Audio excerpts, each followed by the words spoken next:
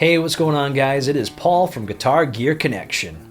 Just recently, I decided to strip all the clear off of my 2004 Gibson J-160E Peace Model, and I figured I'd make a quick video going over how I did it. So it all first started off when an Instagram user named Benjamin had reached out to me saying he was going to strip the clear off of his natural Casino. He used acetone to do it, and trust me when I say, the results were perfect. Down to the store I went and picked up a can of acetone for myself. Now, as you would imagine, that can of acetone kind of sat around my garage for a while, primarily because I was afraid to ruin this expensive of a guitar. But I finally built up enough courage, and I first decided to grab my Fender Stratocaster and just did a small area on the back of the neck first. The results came out great, so I decided to move on to the Gibson and do the same thing, just a small area on the back of the neck. Just like with the Fender, results were perfect, so I decided to grab some green masking tape and went to town making sure that I paid close attention to the face of the headstock and the fretboard so no acetone would seep through. So now when it comes to hitting those sensitive areas, what I would do is just use one finger and just a light amount of acetone on the rag.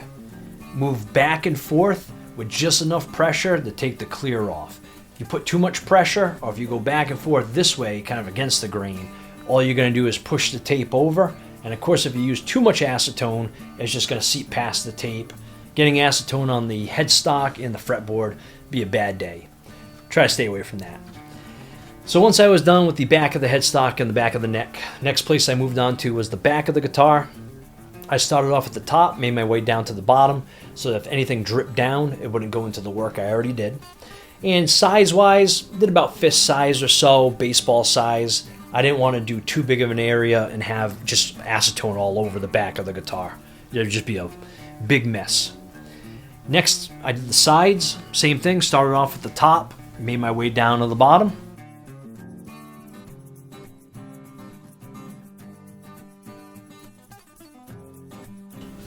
Then the front of the guitar. Of course, the bridge, just made sure I masked that off perfectly. Didn't want to get any acetone on that to discolor it. Of course, I popped the knobs off, and I took the control units, control pots, put those inside the guitar. The pickup cover, took that off, left the pickup on though. Just of course, you got to take the screws off for the pickup in order to take the cover off anyways. The pickguard, thankfully, that came right off really easily. Didn't need any heat or anything. It just peeled up, and as you can see, it's still in perfect condition. I'll walk over there in a second and give you guys a little wrap around of the guitar. And at the end of this video, I'll have some pictures coming soon too, so you can see it all. And then, of course, this pickguard, I don't plan on keeping it. As we all know, John had a specialty made one for his guitar. Again, I'm not buying the fact that it was specialty made.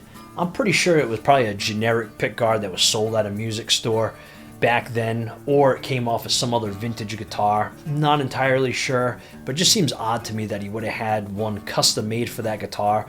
Plus, looking at the fit of it, not the best fit, nor is it the worst, but I don't know. Definitely doesn't seem like it's a specialty one to me. So, I guess next thing I'll talk about is disclaimer.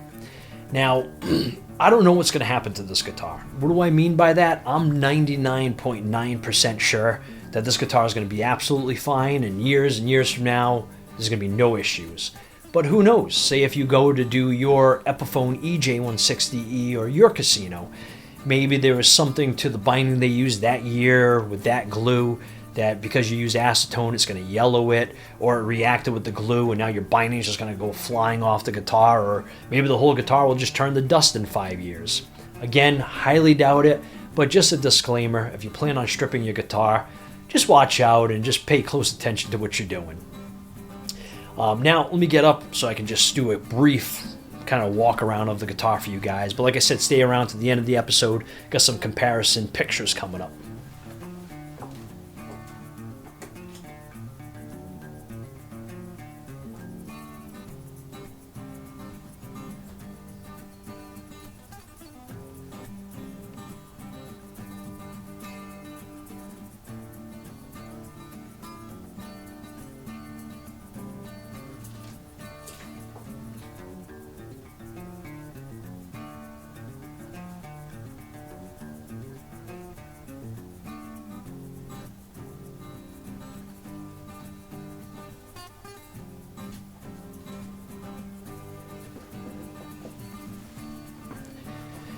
As you guys probably know from previous videos, of course, I do everything on my cell phone, so sorry if some of that was a little out of frame or didn't come out right. Like I said, stay tuned. Got a bunch of pictures coming.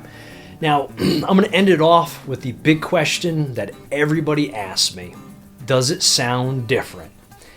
Now, if you saw my gear video I just came out with a few weeks ago, you'll know that this is probably hands down my favorite guitar. Every day, I would say I play this thing. So out of any guitar I have, I would probably know better if there was a sound change. There isn't. I mean, even if it is, it's just so small that I wouldn't notice it and you wouldn't notice it either. Even if I were to do a sound demo and try recording it both ways, if there was a sound difference, it would just be because maybe that day the mic placement's different. Maybe that day I was in a bit of a better mood or worse mood, so my strumming was different. I mean, all that factors into how the guitar sounds. So definitely can't do a sound demo because, like I said, it really doesn't sound any different at all to me. But I have to say, look-wise, love it, and feel-wise, the neck feels so nice now to play. Feeling the body, just holding it, it's just such a cool guitar, and I love it. So let me know, guys. Comment below. Would you do this to your Gibson J-160E? Would you do it to your Epiphone EJ-160E? Would you do it to your Casino? Comment below. Let me know. Catch you on the next episode, guys. Thank you.